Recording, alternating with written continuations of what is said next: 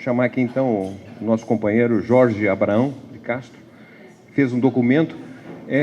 Foi disponibilizado esse documento, que é, na verdade, uma apresentação de cada um dos temas que está aqui tratado, né? Então, está disponível lá. Não sei se já está no nosso site, vai ficar? Como é que vamos fazer isso? Não. Os documentos, ainda não. Tá, então tá bom. Cadê o Jorge? Jorge, você quer fazer a tua exposição de pé? Quer sentadinho? De pé? Então tá bom. Jorge Abraão é doutor em economia, foi diretor do IPE, Instituto de Pesquisa Econômica Aplicada, é um estudioso sobre a questão social brasileira. Então, uns 30 minutos, eu te aviso, tinha uns 20? 20? Então tá bom. Bom dia a todos e todas. É um prazer estar aqui. Como é que alguém podia não tem que voltar aqui, mano. Só um minutinho, gente, só.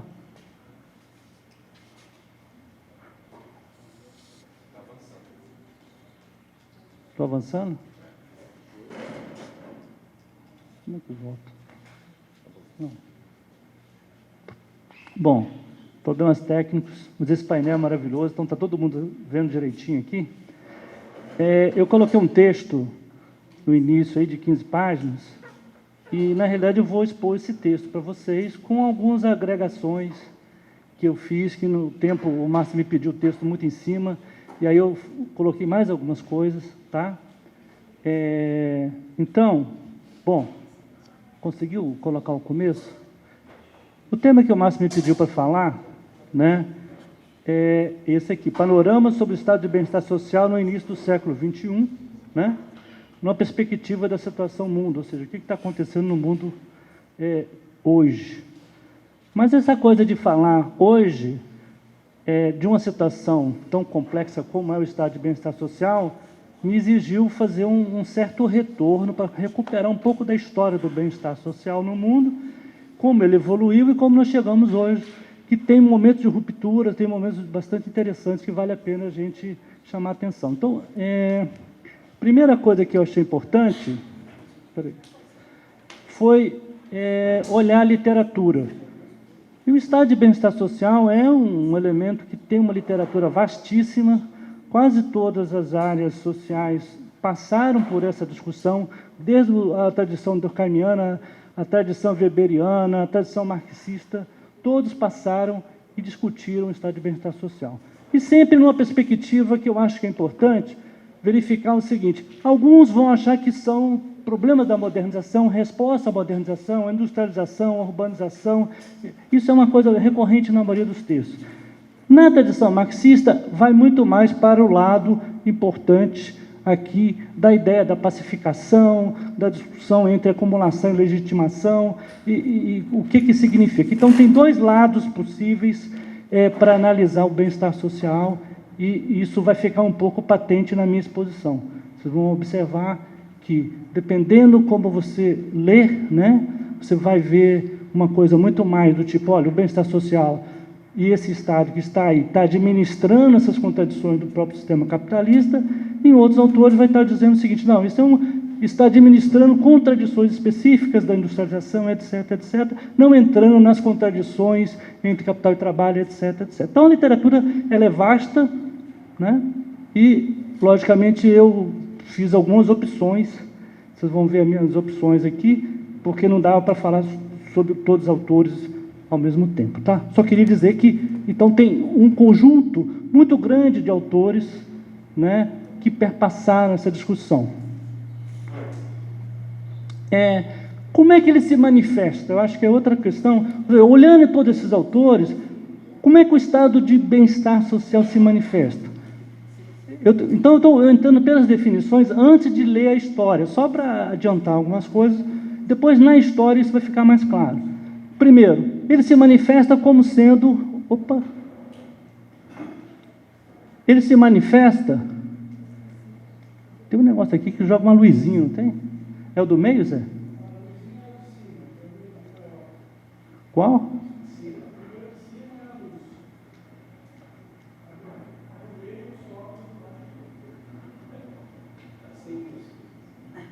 Está sem luz, então. Bom, então é o seguinte, a primeira questão fundamental é que ele se manifesta como uma coisa continuada no tempo. São ações continuadas no tempo, atende a necessidades e direitos. Nem todas as necessidades sociais vão se transformar em direitos, mas atende a direitos, os direitos estão relativos a uma estrutura jurídico-institucional e de conquistas. Mas o estado de bem-estar social também atende a direitos que não atende a necessidades que não se transformaram em direitos também, que é um conjunto de programas, etc, etc. Afeta vários elementos que compõem as condições de vida, inclusive pobreza e desigualdade. Então, ele não é focado na pobreza e desigualdade, ele tem um conjunto muito mais amplo, mas afeta e vai ser marcado como um elemento fundamental para o combate à pobreza e desigualdade. Bom, o primeiro, né, passa pelos problemas técnicos. Segundo questão importante, as necessidades de direitos surgem no processo histórico. As necessidades, elas não são naturais. Elas são próprias do processo histórico de constituição e avanço do capitalismo, das lutas políticas, etc, etc. Então, isso é importante verificar, e os direitos também vão ser dessa mesma forma. Pode regular, direto ou indiretamente, o volume, as taxas e o comportamento do emprego e do salário na economia. Isso é uma questão importante. O estado de bem-estar social interfere nas estruturas de mercado. Afeta um preço básico, que é o preço da força-trabalho. Isso intervém nas relações capital-trabalho, intervém nas questões da questão de lucro, não lucro, etc, etc. Então, ele afeta o jogo político profundamente. E, por último, se constituem sistemas nacionais, públicos ou estatalmente regulados, de educação, saúde, previdência, integração, substituição de renda, assistência, tem uma articulação nacional, tem estrutura jurisdicional, tem aparato técnico burocrático e tem mecanismo de financiamento.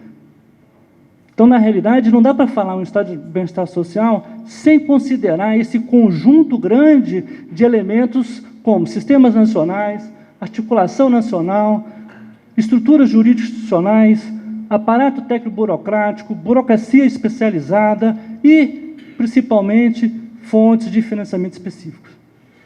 Tá? Então, ele vai gerar esse conjunto todo. Bom, dadas essas considerações iniciais, né, nós vamos olhar aqui, então, olhando agora mais a história do estado de bem-estar social.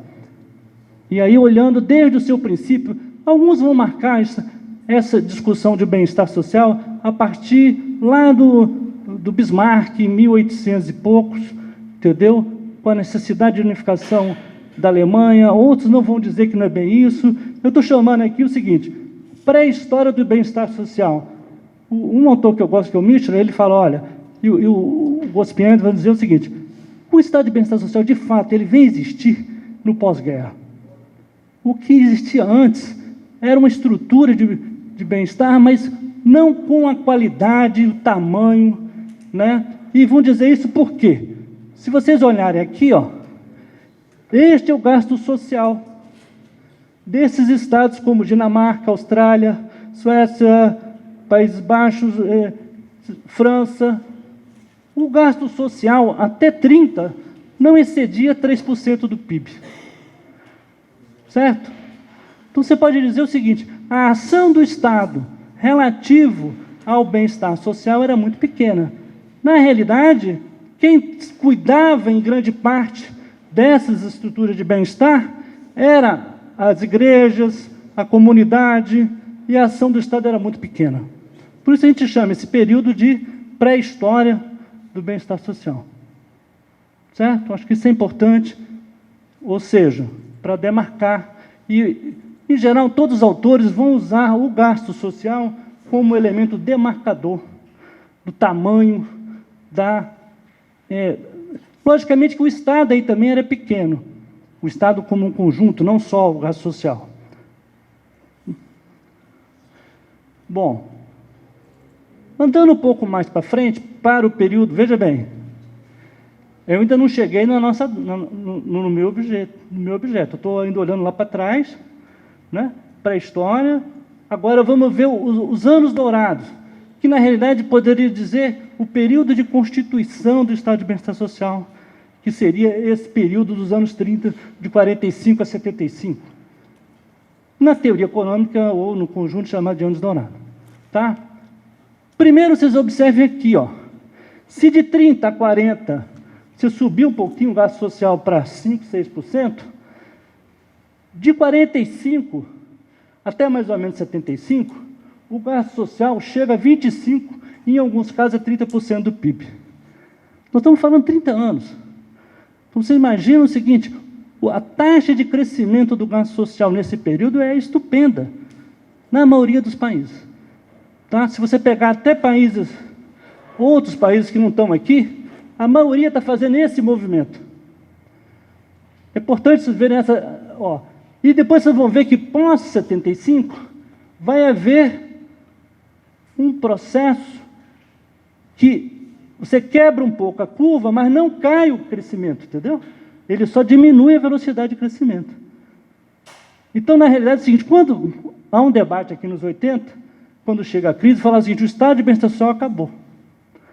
E eu vou mostrar para vocês vários textos dizendo o seguinte, isso não é verdade, foi só um desejo.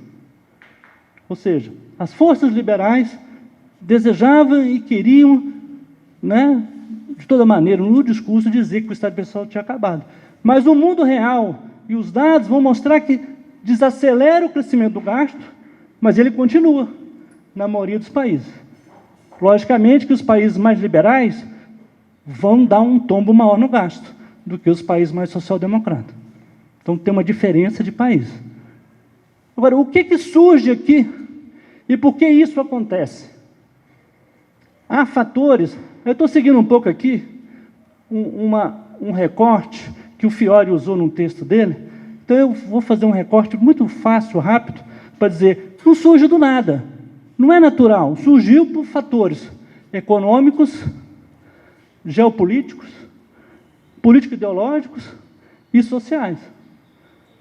Os econômicos, o paradigma fordista, a regulamentação da economia de mercado, as políticas keynesianas, favoráveis ao crescimento, né?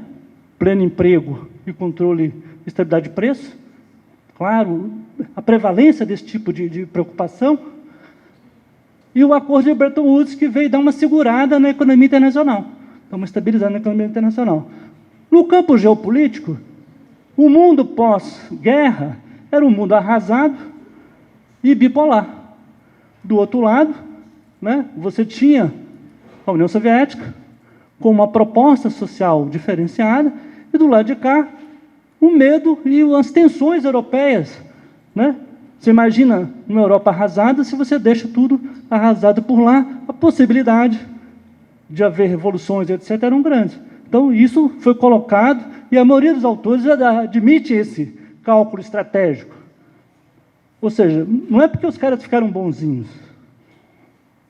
né? Quem estava gerenciando o sistema, o capital e tudo mais, tinha claramente uma noção do que estava acontecendo. Mas também não é só por isso. Há o avanço das democracias partidárias, da democracia cristã, etc., etc., na Europa, entendeu? E da democracia de massa. Há a questão da concorrência eleitoral, né? O sistema eleitoral avança também de forma bastante interessante, e há um conjunto social favorável. O tipo de família, veja bem, a família ainda é uma família onde a mulher é cuidadora, cuida da família, etc., etc., poucos jovens, né? Poucos velhos, desculpa, e crianças, tá? E uma relação de dependência favorável, ou seja, pouca tensão pelo lado da despesa. Então, esse conjunto, uma economia favorável ao crescimento e ao pleno emprego, uma geopolítica que te joga a ter que responder problemas sociais, um político ideológico de um sistema democrático com direito a voto para as mulheres, para todo mundo, e uma família organizada ao estilo fordista ainda, consumo de massa, né? Bens massificados meio unitário, esse é o tipo da estrutura fordista. Esse conjunto todo leva a esse movimento. Bom, eu queria uma água. Uma água. Alguns autores vão dizer o seguinte: esse movimento todo não vai ser igual. Vai ser diferente país para país. Mas também não é uma coisa assim perdida, que você possa imaginar, do tipo, cada país fez alguma coisa. Então, o Gospiedes, que é um grande autor dessa área, ele vai falar o seguinte: é possível fazer algumas tipologias para a gente tentar entender melhor como é que foram as respostas dos países a esse momento. E ele vai criar 3 tipos de regimes. E isso vai ser um maior sucesso na literatura e vai ser um maior importante para a interpretação até hoje. Ele cria o regime liberal. Esse regime liberal é o regime encabeçado, o chamado até anglo-saxão, né? Que está lá, Reino Unido, Estados Unidos, Canadá, Austrália. O regime social-democrata, Dinamarca, do norte da Europa, e o regime conservador corporativo, Alemanha, França, etc. Cada regime desse tem uma forma diferenciada de responder àqueles impulsos lá. Os mais liberais vão ter uma leitura mais associada ao mercado. Ou seja, vão dar soluções aos problemas sociais, mas como são liberais, eles vão ter uma leitura mais individualista, mais de mercado, a desmercadorização vai ser menor. Porque a ideia do Estado de Bem-Estar Social é desmercadorizar. Desmercadorizar significa tirar do âmbito das decisões de preço, etc., alocativa, do mercado e trazer para o âmbito do Estado. Que você cria, no âmbito do Estado, é uma discussão política, não é uma discussão de mercado. Por isso, a ideia de desmercadorização é essa. Certo? Os liberais são mais... tem esse perfil. Tá? Os social-democratas são aqueles desejos de todo mundo. É o mais distributivo, o mais avançado, certo? Que está focado nesses países. De maior gasto social, né? E que tem o quê? Um alto grau, o mercado tem uma baixa influência, o Estado é muito importante, procura focar na oferta de bens e serviços, de tal forma que você traz as classes médias, traz todo mundo para dentro da órbita do serviço, do bem, de forma que todos possam participar, você cria mais legitimidade para aquela prestação de serviço. Diferente de outros, onde você acaba criando, por exemplo, no caso do Brasil, onde você tem uma dualidade, né? Serviços públicos para os pobres e setor privado para a classe média.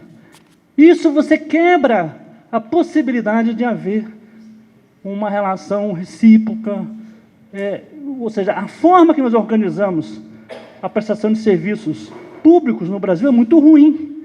Se você considerar que os avanços que esses países têm e consolidação do seu bem-estar tem muito a ver com esse grau de solidariedade que eles alcançam, porque eles não distinguem ricos e pobres para a prestação de serviço, e é ali que todos vão buscar atender o seu serviço. Isso é uma característica muito importante do welfare state ou do Estado de Bem-Estar Social desses países do norte. Tá? E tem o conservador ou corporativo, que é o alemão, que fica no meio termo, não é tão serviço, é mais transferência, certo? E está focado muito nas suas próprias corporações. O Estado é enorme, muitos funcionários públicos, etc., etc., etc., e estruturas corporativas, respondendo até a forma de financiamento desse aqui, ó, financia-se de forma mais corporativa, esse aqui mais imposto. Muito mais imposto geral da sociedade, esse aqui muito mais das corporações. Ou, né? Está claro isso? Isso é importante para a gente compreender como é que as coisas vão avançar, porque as respostas, quando a crise vier, vão ser diferentes. Estes países aqui vão lidar com a crise de uma forma muito diferente que esse. Certo? Tanto é que nesses países aqui que vai ocorrer Thatcher e Reagan. Diferentemente de... Não que não tenha tido conservadores aqui. Tá? Bom, o que ocorre com a desigualdade? Aí o Piketty, eu peguei uns dados do Piketty, para vocês observarem qual é o resultado. Se aquilo é um estado de bem-estar social, essas coisas que eu coloquei para vocês são razoáveis na literatura e são consensuais, quais são os resultados? Olha que o Piketty que faz um trabalho sobre desigualdade. Esse aqui são os centésimos da renda, isso aqui é 1%. Quanto 1% tem da renda nacional? Tá? E aí o Piketty faz de um século, mais ou menos, de movimento. Vocês vão observar, aqui, ó, Estados Unidos, Reino Unido, Canadá, tem uma queda, né? Em todos esses períodos, dos anos 45 a 80, vai ter uma queda da desigualdade. Isso é um elemento importante. E vai ter a queda da pobreza também. Tá? E assim, já vinha caindo e vai acelerar aqui. Mas olha a importância, o trabalho do Piketty vai mostrar o seguinte, os liberais, após 80, ó, a desigualdade vai aumentar muito mais rápido do que nos não liberais. Ó, olha aqui os liberais. Ó. A solução individualista de mercado leva à ampliação das desigualdades, enquanto que Europa continental, França, Suíça, que são os conservadores lá, você vai ter uma queda da desigualdade, mas depois, ó, mesmo chegando agora, a desigualdade ela meio que se estabelece. Bom, deixa eu correr aqui. Isso também vai ocorrer no sul da Europa.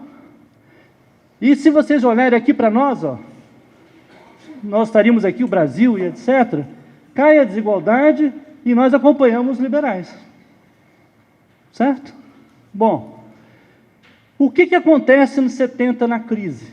A crise é um momento onde o capitalismo sofre uma alteração profunda, tá? Não só o capitalismo em geral, a economia, mas há uma alteração muito grande na economia, uma alteração muito grande na geopolítica, na questão político-ideológica e na questão social. O que acabou aqui? Ó? Acabou o fordismo. As famílias mudaram, certo? Acabou o keynesianismo. Desregulamentação de mercado. Eu não vou entrar no detalhe para explicar isso, tem muitos detalhes que vão explicar por que isso surgiu. O importante é só denotar aqui o seguinte, tudo isso aqui, ó, entra na agenda e o fim da Guerra Fria, certo? Que está aqui colocado. Não é mais necessário aquelas preocupações anteriores, mas também você tem um problema de enfraquecimento dos sindicatos, enfraquecimento do trabalho. Tudo isso fragiliza o estado de bem-estar social. Neste momento, toda a literatura vai dizer, e a política principalmente, acabou o bem-estar social. E aí, grande parte das pesquisas vai buscar ver se aquilo que estava sendo dito politicamente é verdade. E eu vou mostrar para vocês que não é bem verdade. A maioria das pesquisas vai dizer o seguinte, apesar do discurso, o estado de bem-estar social resistiu a essa hecatombe aqui, ó. A essa mudança. Isso aqui tudo são consequências, ó. Novos riscos, redução da capacidade fiscal, ampliação dos conflitos, imposição limite ao grau de liberdade dos países. Ou seja, é um conjunto muito grande de problemas que surgem, entendeu? E que levam um problema no estado de bem-estar social. O que vai resultar nesse momento? Esse cara aqui, ó, em 2004, vai estudar isso. Ele faz um trabalho excepcional. Ele é um economista americano, um dos maiores estudiosos de longo prazo de economia, e ele vai fazer um trabalho chamado, né, Public, e ele vai chegar à conclusão seguinte, o gasto social aumentou devido a 3 fatores, né, principalmente a voz da política social. O gasto social tem ele chamou de paradoxo de Robin Hood. Quem mais precisa é quem menos gasta. Certo? São os países pobres. E os países mais ricos, que menos precisariam em termos de desigualdade, é o que mais gastam. Ele chamou de paradoxo. E ele também falou o seguinte, tudo isso aqui teve muita controvérsia, que os custos da política redistributiva, o gasto social não era um buraco sem fundo, ele tinha um componente fundamental para o crescimento econômico. Ele compunha a parte econômica, ele não era uma coisa, né, terrível, que você estava jogando dinheiro fora. Depois, o Pearson vai fazer em 2007 outro grande trabalho, vai reunir, até o Hayek escreveu junto nesse texto dele, certo? E as conclusões dele foram muito interessantes. O impacto da globalização é muito ambivalente. Ou seja, não dá para dizer que a globalização destruiu o estado de bem-estar social. Certo? Não é isso que ele verificou na prática. Certo? Os resultados não indicam o desmantelamento do estado de bem-estar social. Isso é a conclusão do livro dele, de mais de 500 páginas, com todos os autores importantes da área, inclusive até o Hayek fez uma contribuição dizendo que o estado social é uma porcaria. Lógico, os liberais, né, nunca viram no estado de bem-estar social nenhum sentido. E a conclusão dele é: vamos continuar com o estado de bem-estar social. Né? O Klaus Hoff, que é outro autor importante, vai dizer, olha, dificilmente você vai substituir facilmente essa estrutura que está aí. Tem uma depende, você tem uma questão institucional, tem uma questão política que torna complexo você chegar e decretar a morte de um sistema desse tamanho. Bom, aí alguns dados são importantes, né? Vocês vão observar que nesse período, ó, o Lindert vai mostrar que o gasto que vinha crescendo, ele dá uma segurada, mas ele não cai. Certo? E aqui, ó, ele também vai mostrar que os idosos, a pobreza entre os idosos, ela não cai, mas também não sobe. Sobe um pouquinho entre as pessoas mais novas, nos Estados Unidos, tá? Eu estou acelerando aqui, que o Márcio me mostrou a plaquinha.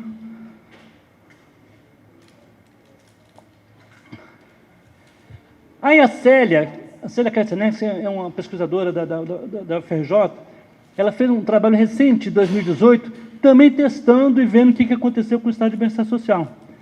E ela chegou a diversas conclusões. Na realidade, a conclusão principal dela é que o estado de bem-estar social, apesar de sofrer a porrada do momento, tudo, ele subsiste. Certo? Ele subsiste e, por espanto, os gastos em velhice estão ampliando. Coisa que nós estamos aqui, né? Nós vamos meter um pau agora nos gastos com previdência, etc, etc. Eles estão mantendo os gastos com a velhice aqui, considerando uma série de elementos importantes, né? Ó, pode votar velhice, cujo principal aposentadoria, né, continua ainda subsistindo.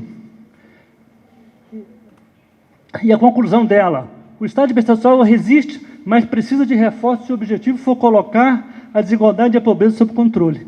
Os dados dela vai mostrar, tá? Né? Primeiro, importante vocês observarem, olha, esse aqui é o gasto social, essas aqui são as variações do PIB. Olha aqui, ó, esse vale aqui é a crise, e esse aqui é o período, ó. Os países da OCDE reagiram de forma anticíclica, utilizaram o gasto social, certo? De forma a proteger o cidadão. Tanto é que o gasto social, nesse período, passa a ser um dos maiores do período. Vão a quase 22% do PIB. E depois permanecem mais ou menos nesse patamar. E a carga tributária também sobe. Estão entendendo?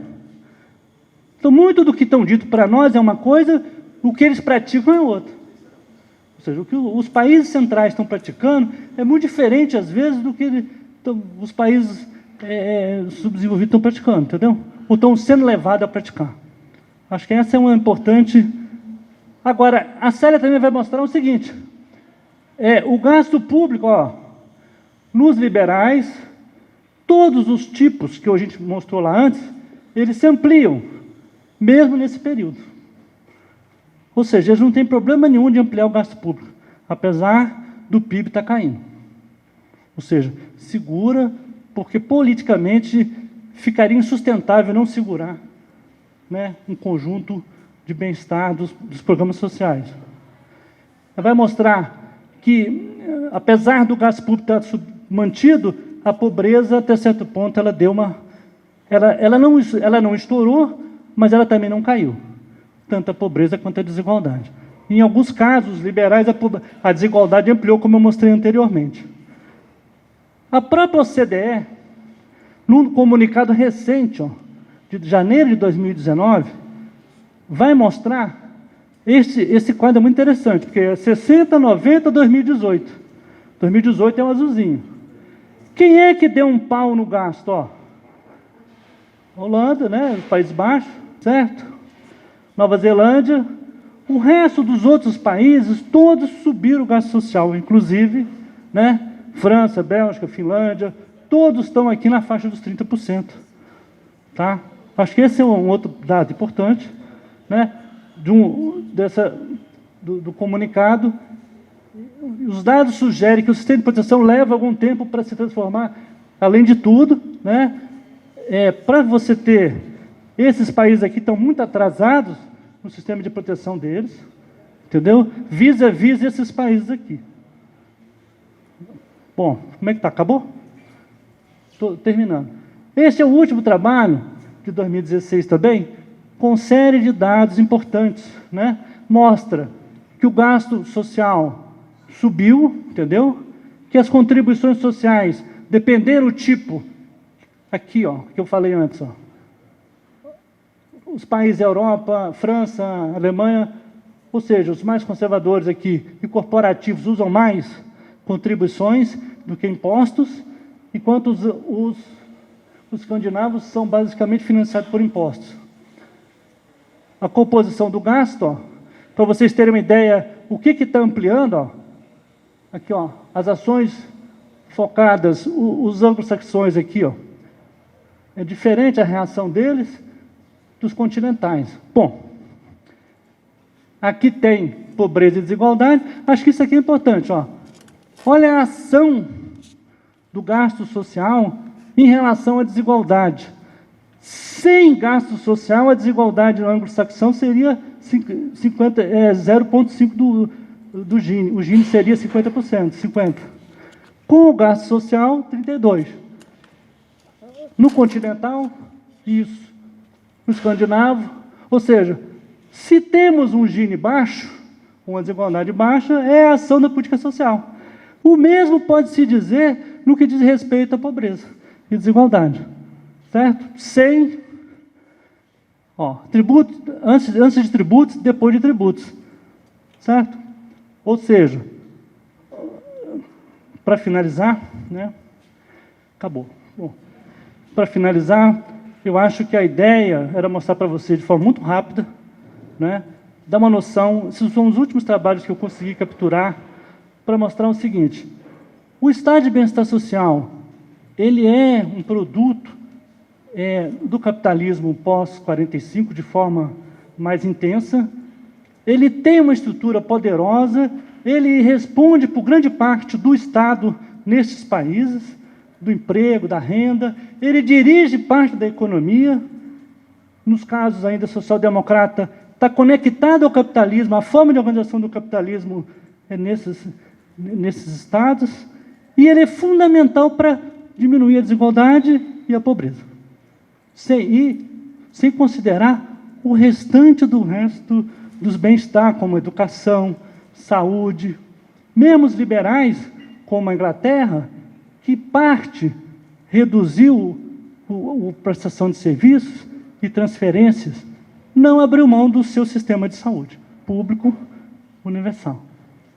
Então, tem esse conjunto. Bom, era isso que eu queria, não sei se... depois vai ter debate, essas coisas? Não sei como é que vai ser. Tá bom, obrigado, gente.